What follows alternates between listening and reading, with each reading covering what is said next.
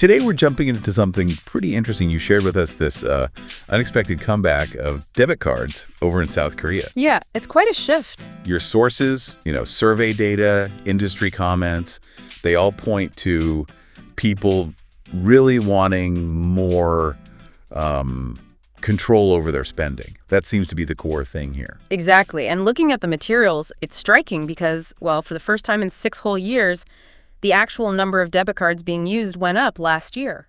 6 years. Wow. Yeah, it reverses this long downward trend. So it's definitely, a sign that something's up with consumer habits. Okay, so let's dig into that based on your sources. Yeah. Why now? Why debit?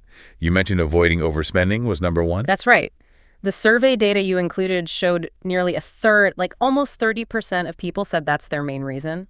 It's that direct link, isn't it? You spend what you have, no running up debt like you might with a credit card. It's immediate feedback. Right, that real-time tracking. Makes total sense. What else did the sources mention? It wasn't just about overspending, was it? No, not entirely. Other factors popped up, things like getting better income tax deductions, trying to be more sort of planned and mindful about buying things.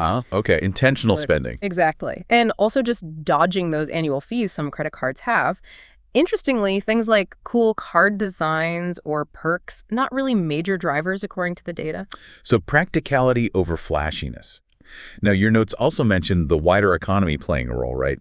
Industry watchers think so. Yeah, definitely. They connect it to, well, the general economic uncertainty, inflation. People are maybe getting a bit more nervous about relying too much on credit. Why some debit feels safer, more transparent. Precisely. You know exactly where you stand. It offers that control in, potentially unstable times. And wasn't there something specific about travel cards in your info? Oh, yeah. That's another piece. These specialized travel debit cards have emerged. Okay. They bundle benefits for using them abroad, like good foreign exchange rates you manage through an app, lower fees for international buys or ATM withdrawals, maybe some travel perks. And with international travel picking up again after the pandemic. Exactly. That's fueled demand for these kinds of debit cards, too. Your sources clearly point that out. Interesting.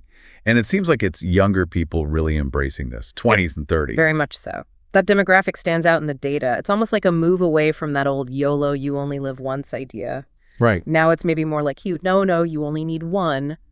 Minimalism, being rational, intentional. Your sources really hit on that mindset shift.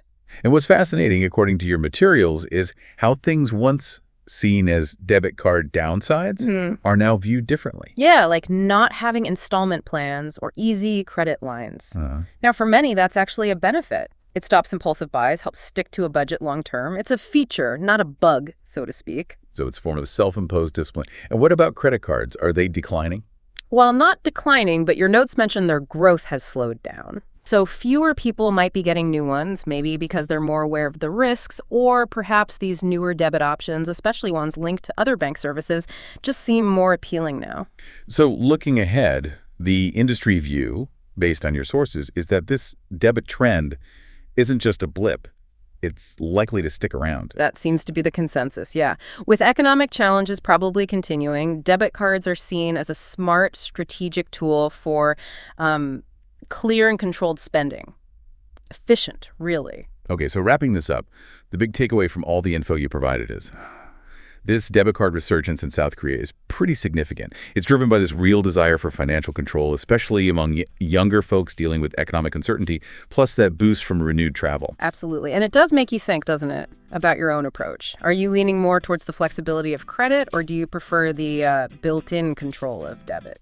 This whole shift over there, based on these sources, really puts a spotlight on how attitudes towards debt and, just mindful spending might be changing more broadly. Something to chew on.